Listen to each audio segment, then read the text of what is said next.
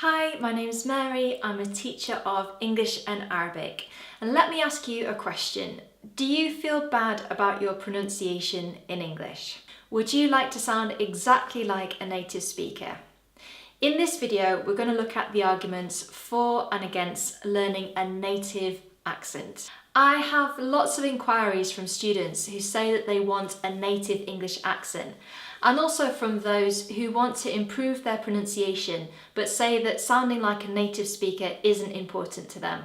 In this video, I want to ask if it's important to sound like a native speaker or not. First of all, we need to define what a native English accent is. Native is defined as associated with the place or circumstances of one's birth. So if we talk about a native British accent, then we mean the accent of anyone who was born and grew up in the UK. So why do people want to sound like a native speaker of any language? Well, based on my own experience of learning languages, people tend to be friendlier and more welcoming when you sound like them.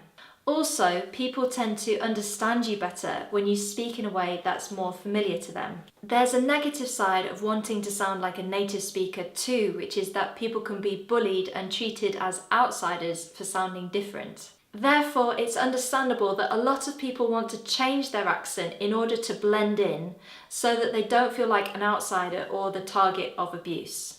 Do you ever wonder why children tend to learn accents a lot better than adults?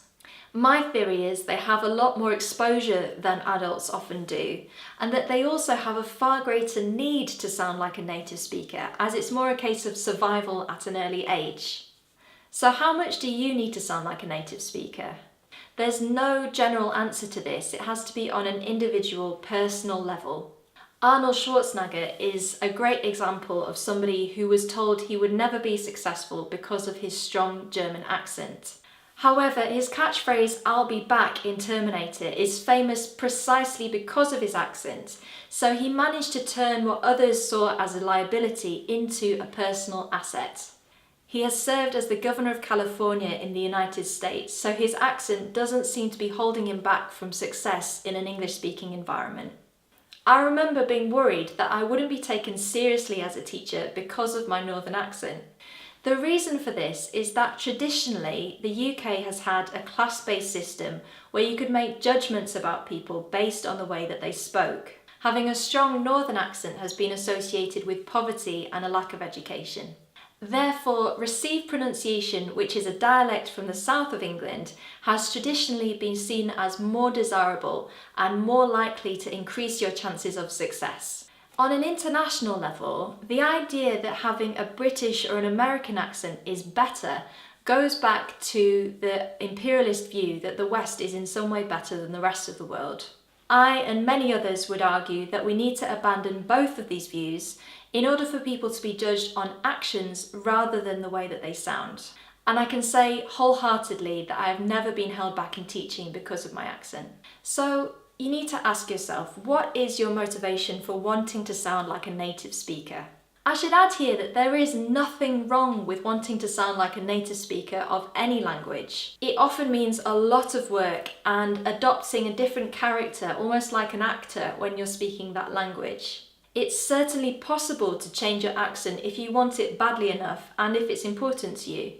However, if you're not trying to sound like a native speaker, then is there any point in learning pronunciation? Well, you want to make sure that you can be understood. In a previous video, I discussed an article by Jennifer Jenkins on English as a lingua franca, which talks about the parts of English pronunciation you need to be understood rather than sound like a native speaker. These are the difference between long and short vowel sounds, consonant clusters, sentence stress, and most other consonant sounds. Whether you want to sound like a native speaker or not is completely your decision.